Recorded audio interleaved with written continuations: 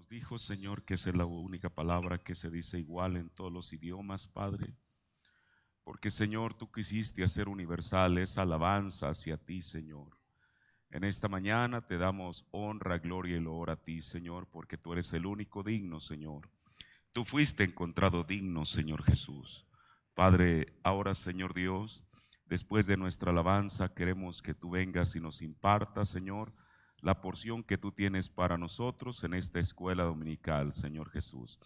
Padre, que tu pueblo, Señor, venga con un corazón bien dispuesto, Señor, Padre, para lo que tú tienes para nuestro propio beneficio, Señor, porque tú dijiste que tienes pensamientos no de mal, sino de bien para nosotros, Señor.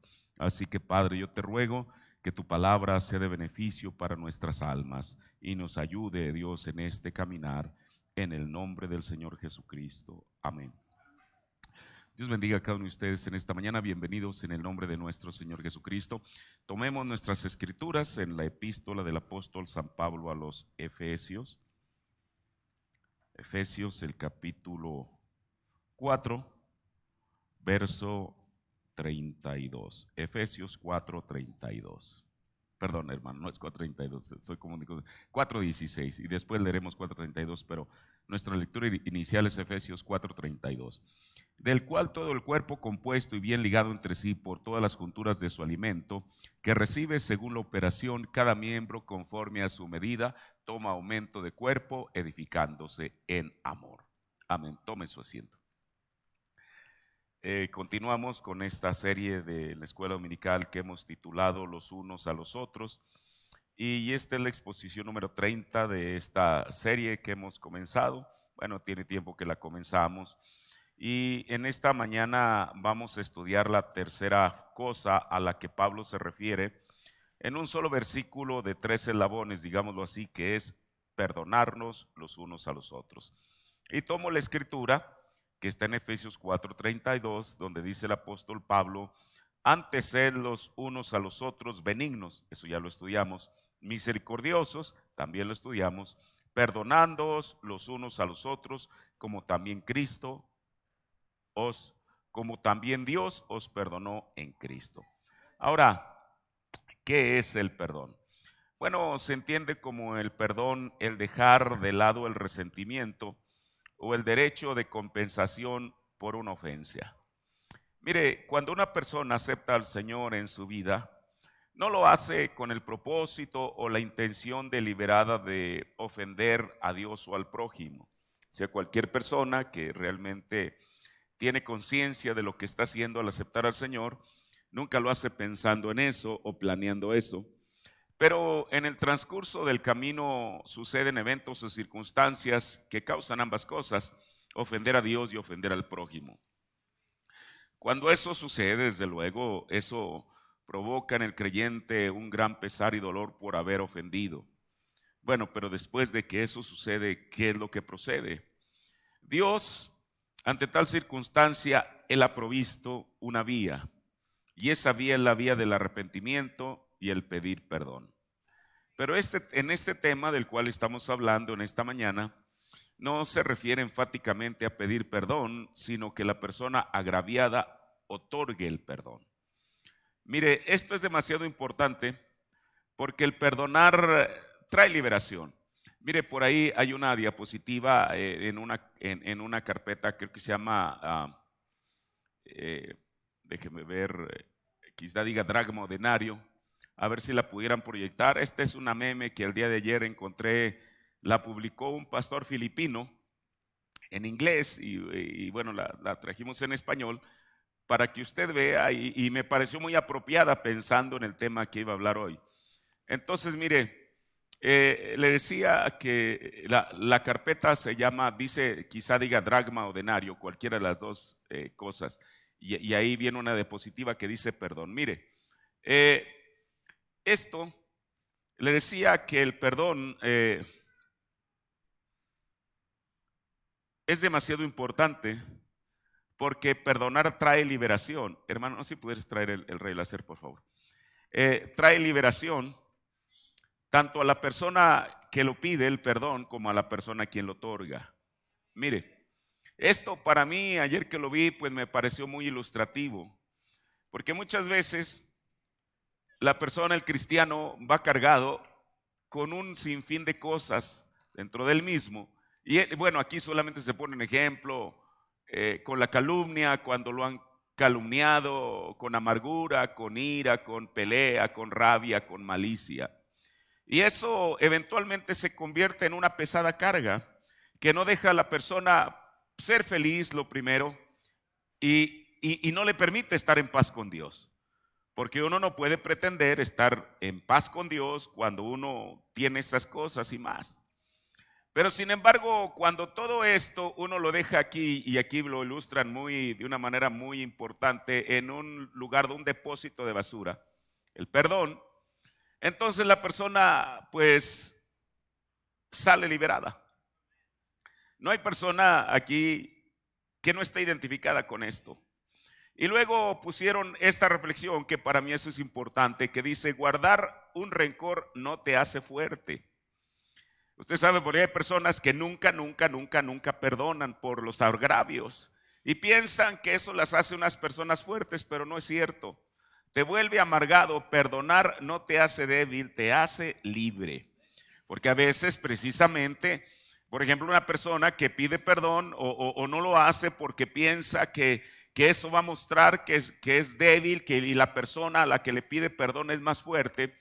Pero sin embargo es uno de los principios de la Biblia. El cristianismo está basado en eso.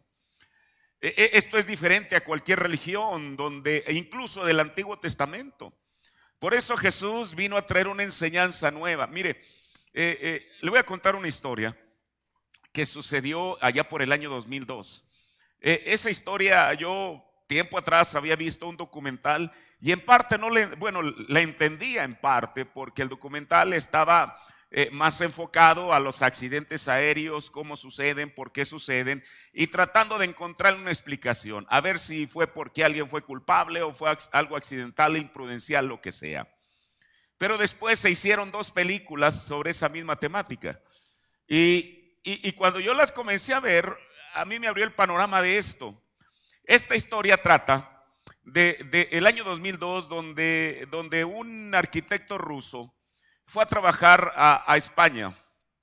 Y entonces este arquitecto ruso tenía más de un año trabajando en España, 1 año y medio, y entonces él quería reencontrarse con su familia y los mandó llamar. Ellos vivían en Moscú, de Moscú a España, y entonces llegaron a un vuelo en el cual iban unos niños adolescentes. Y estos niños adolescentes, habían fletado porque perdieron el vuelo y viajaron de diferentes partes de Rusia a Moscú, y de Moscú iban a viajar a Barcelona. Y entonces, como llegaron tarde, fletaron un vuelo. Y esta señora con sus 2 hijos, un niño y una niña, se consideraron afortunados porque habían encontrado un boleto de última hora. Bueno, resulta de que el vuelo despega en la noche, esperando llegar quizá después de medianoche a Barcelona. Pero algo sucede. Cuando el avión ruso entra en territorio, en la frontera entre Alemania y Suiza, usted sabe que hay controladores aéreos que van monitoreando los diferentes vuelos para decirles o para otorgarles el permiso para subir a una altura o para bajar, lo que sea, ¿verdad? Entonces resulta que el controlador aéreo, en esa ocasión, siendo que era ya después de la noche, cuando entran al territorio que le pertenecía, regularmente deberían de estar 2 controladores, pero en esa ocasión lo dejaron a él solo. Y entonces parece que todo se conjuntó, porque llegaron a hacerle servicio a las líneas telefónicas, y él se confió porque a partir de las 11 de la noche ya no había vuelos que aterrizaran en el área que a él le tocaba controlar. Pero de pronto aparece otro vuelo inesperado, que este vuelo había llegado con retraso. Entonces el hombre, por un lado, está en el monitor tratando de asignarle o de darle permiso para aterrizar a ese vuelo que había llegado tarde. Pero por otro lado, eran 3 aviones. Un tercer avión había salido de Italia de la compañía DHL. Y entonces él, en estar tratando de comunicarse con los del aeropuerto para que le asignaran el permiso para aterrizar, descuida un poco la pantalla, el monitor, Y entonces resulta que estas dos naves, la que venía de Rusia y que traía a los niños y el DHL, venían exactamente a la misma altura. Y como cosa paradójica, entonces él les pide a unos, cuando él detecta eso, o más bien usted sabe, los aviones modernos, cuando hay algún avión que se está aproximando, ellos mismos tienen un sistema que le ordenan al piloto, ya sea que ascienda o que ascienda o que descienda. Pero entonces el controlador aéreo, como iban exactamente a la misma altura, le dice a uno de los pilotos al que llevaba a los niños que bajaran. Pero resulta que el avión le está diciendo, el mecanismo del avión no le dice eso, le dice que suba. Entonces los pilotos rusos se encuentran desconcertados. Bueno, ¿qué vamos a hacer? O vamos a descender o vamos a ascender. En pocas palabras, las dos aeronaves colisionaron en el aire, como a 10,000 metros de altura, 10 kilómetros. Bueno, es ya, uno sabe realmente cuál fue el resultado. Todos los niños, bueno, el avión donde iban los niños y esta señora con sus dos hijos, en el aire se deshizo. El otro de DHL perdió la parte de la cola que le llaman y entonces eso pierde el control y se va en picada. El asunto es que para terminar la historia todos fallecieron. El arquitecto, que él pues como cualquier persona estaba indignado, había fallecido su esposa y sus hijos. Y entonces él quería que, bueno, la línea aérea les ofreció una compensación, como lo hacen, porque todos los pasajeros viajan asegurados. Pero este hombre no quería una compensación. Él quería que la línea aérea, o al menos el controlador de vuelo, se disculpara por lo que había sucedido. El asunto es que a estas alturas no se sabía. Hoy en día han pasado 2002 a la fecha, ya está claro qué fue lo que sucedió y por qué sucedió. Porque unos hacían responsable al controlador, otros a los pilotos, etcétera. Entonces, ¿quién iba a ser responsable de eso? El asunto es que este hombre, cuando lo llamaron para dar la compensación por lo que el accidente, como a todos los demás pasajeros, él no aceptó. Y entonces, en aquella frustración o su enojo, etcétera, él vivía en Rusia. Él contactó un detective para que volara a Suiza y localizara el domicilio del controlador aéreo. Bueno, lo localiza y este hombre viaja a Suiza. Lo encuentra y va y le toca la puerta y bueno, aquel hombre cuando le enseña la foto de su esposa y sus dos hijos, entonces el controlador, bueno, él se muestra desconcertado. Bueno, ¿de qué se trata? Entonces le dice, mira tú y que, etcétera, etcétera. Y entonces, ¿qué fue lo que pasó? Aquel hombre, el ruso, traía una navaja que había comprado en el aeropuerto y ahí mismo asesinó al controlador aéreo. Y bueno, ¿por qué? Bueno, porque aquel hombre, él sabía, bueno, contra la línea aérea, ¿qué puede hacer?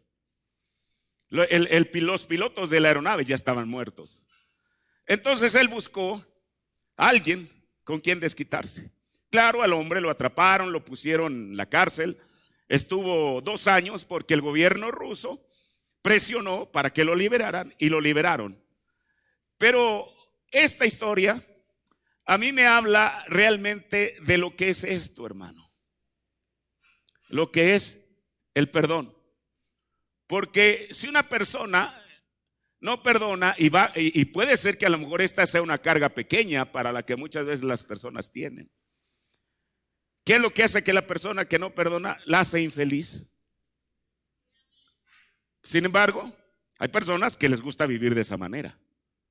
Ahora, para eso es la predicación del evangelio, para que podamos ver realmente. Yo no creo que esto que le estoy diciendo, se lo aseguro, no está dañando absolutamente a nadie, o no debería.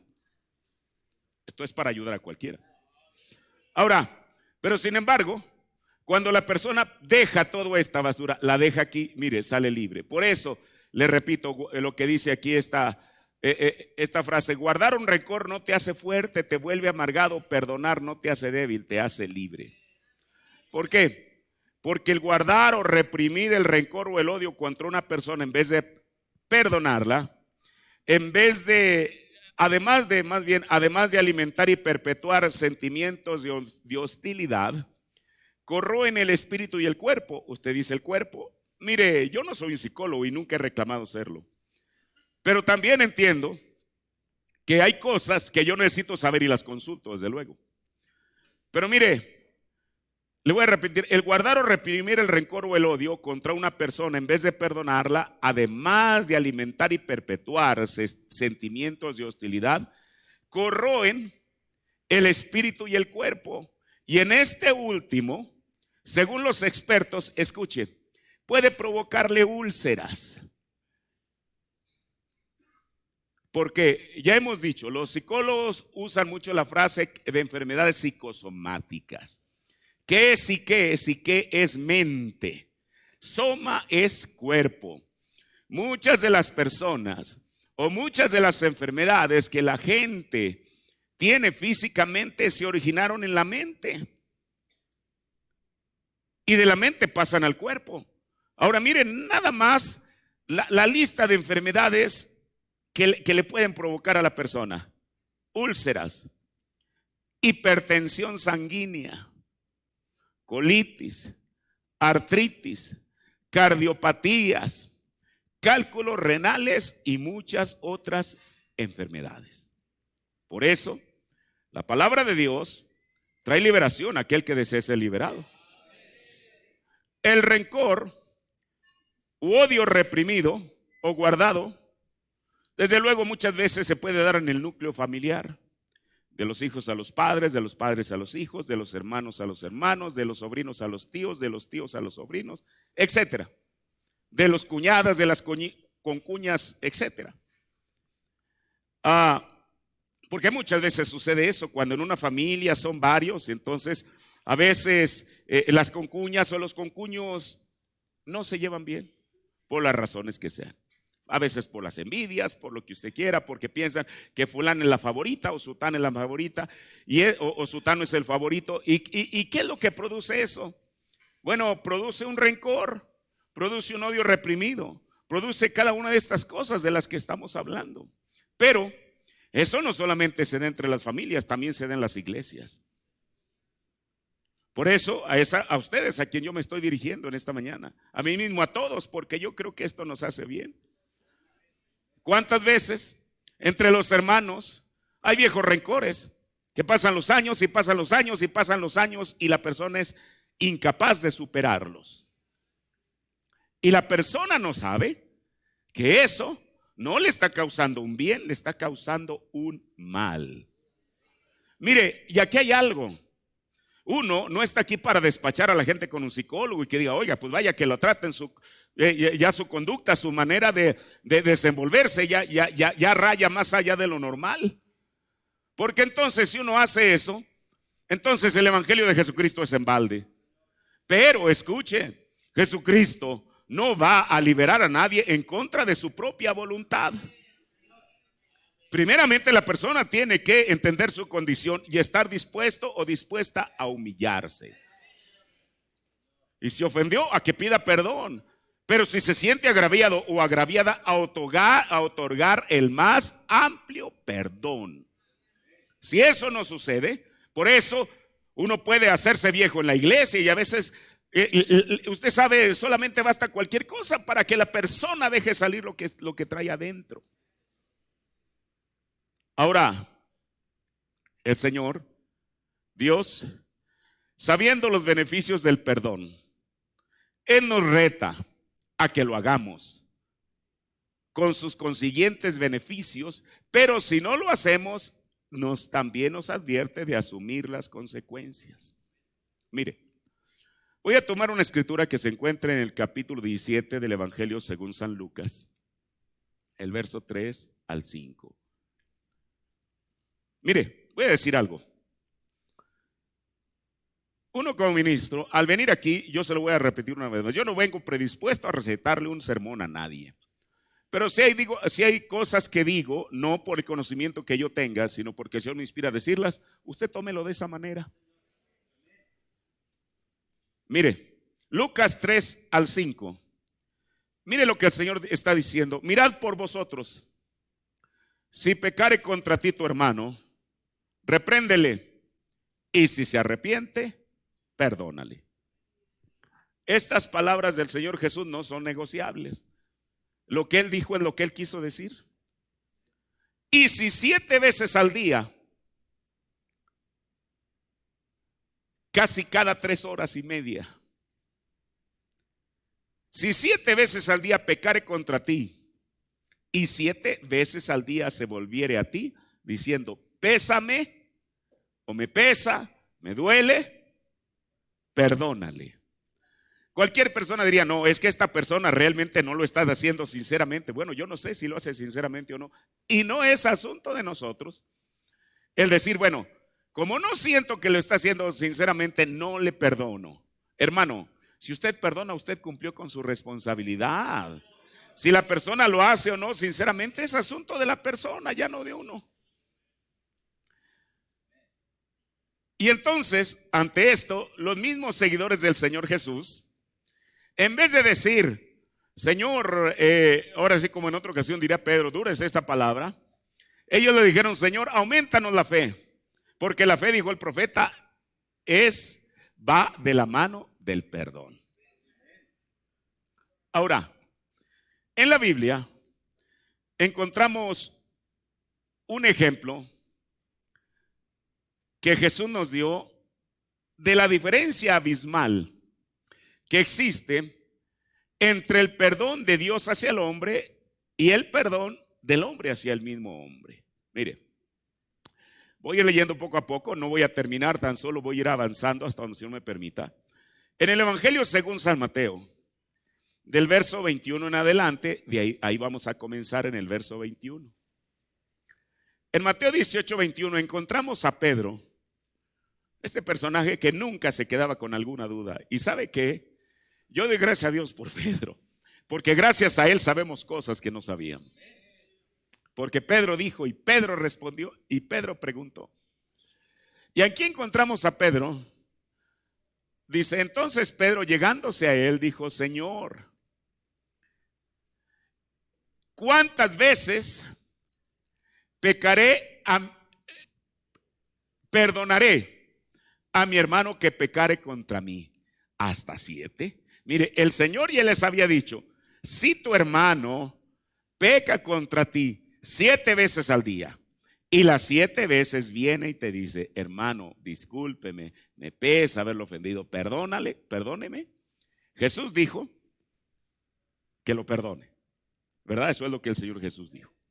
Pedro, teniendo eso en su mente, él una vez más le pregunta a Jesús que si algún hermano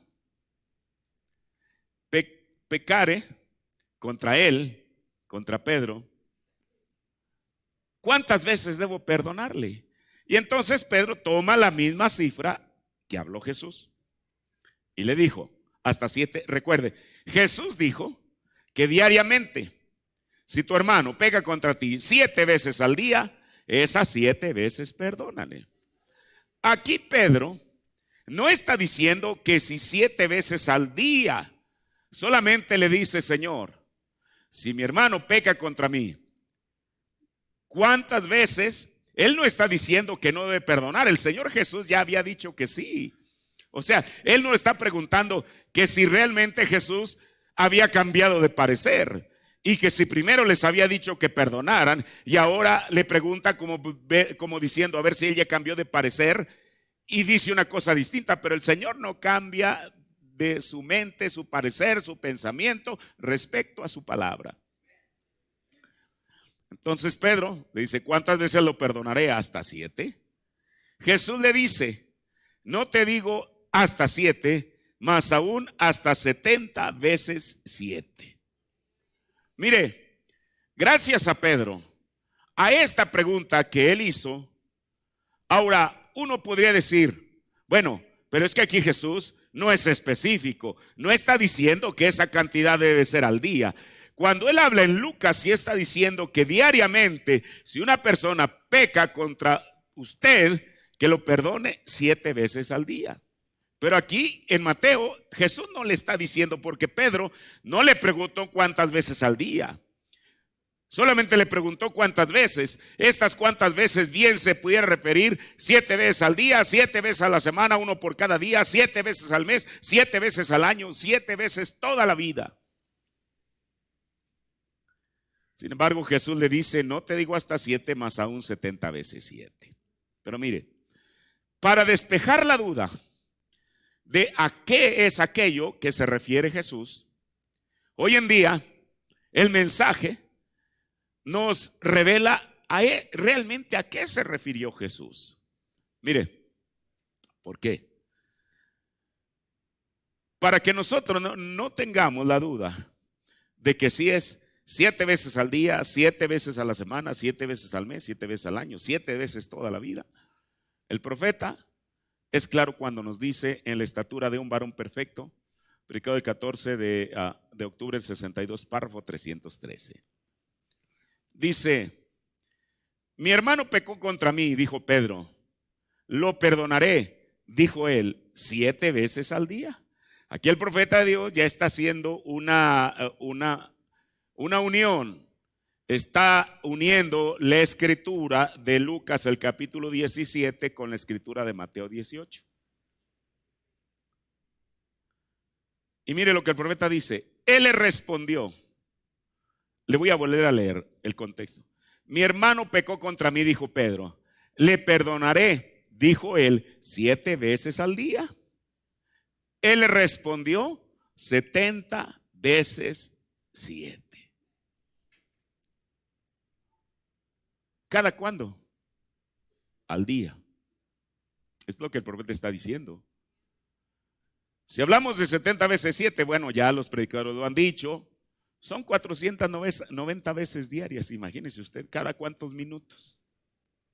Ahora, quizá no haya alguien de nosotros que diga, bueno, pues a mí no me han ofendido tanto, así que eso quizá es una cifra muy elevada, pero quiero decirle algo. El Señor no estaba interesado exactamente en la cifra, si era grande o pequeña, sino que en cada momento la persona esté dispuesta a perdonar por el propio bien de la persona. Y mire, ya termino con esto. Por eso, como le decía al principio, ¿cuántas enfermedades no vienen a una persona por ese rencor reprimido que nunca es capaz de liberar? Y quizá usted diga, bueno, pero es que no me ha venido a pedir perdón.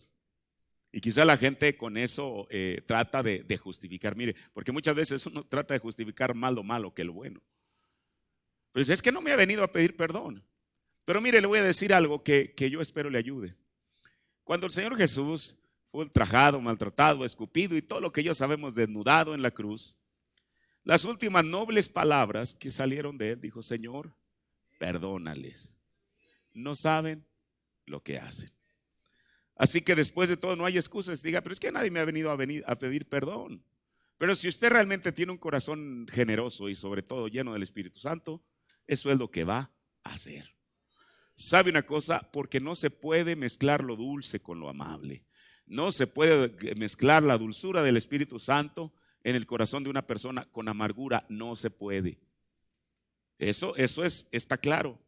Así que si la persona tiene odio, rencor en su corazón, pues más le vale, por el propio bien de la persona, que se libere. Porque es una de las enfermedades que hay en la iglesia. Y eso produce muchas cosas. A veces la gente dice, ay, pero tengo esto. Bueno, primeramente uno tiene que examinarse y decir, Señor, bueno, ¿por qué? No será un resentimiento que yo he alimentado y no solamente no lo he apagado, sino que le he puesto más leña al fuego, lo he alimentado en mí por años y años y años. Y sabe una cosa, como decíamos en alguna ocasión, eso no se puede tapar, usted no le puede echar algo encima. Le voy a decir por qué.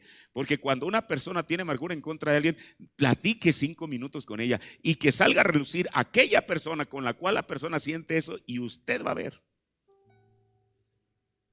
Por eso, para todos nosotros y para nuestro bien, lo mejor es perdonar.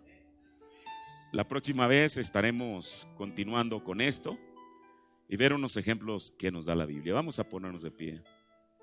Vamos a orar. Padre, tu palabra es tan completa, Señor. Y Dios, nosotros, Señor Jesús, queremos ampararnos en ella, Señor. Queremos que ella sea la cubierta, Señor, la protección para nuestras vidas, Padre. Estas cosas, Dios, que parecen tan sencillas, son tan esenciales, Señor. Padre, por eso yo creo que cada uno de nosotros, al escuchar esto, nos examinamos, yo mismo, Señor, cada uno de nosotros, Señor. Padre, porque queremos estar sanos en nuestra alma, en nuestro espíritu y por consiguiente en nuestro cuerpo, Señor. Queremos, oh Dios, eso, Padre. Permite que estas palabras que han sido habladas caigan en nuestros corazones, Señor Jesús. Y que, Padre, porque eres tú quien nos estás hablando tu palabra, Señor, porque tú quieres nuestro bienestar, Señor Jesús. Padre, así que Dios, dejo en tus manos tu palabra. Ella ha salido, Señor, y será tu pueblo quien esté dispuesto a recibirla o a rechazarla, Señor. Gracias, Señor Jesús, por tu palabra. En el nombre del Señor Jesucristo. Amén. Dios bendiga a cada uno de ustedes. Tomen su lugar.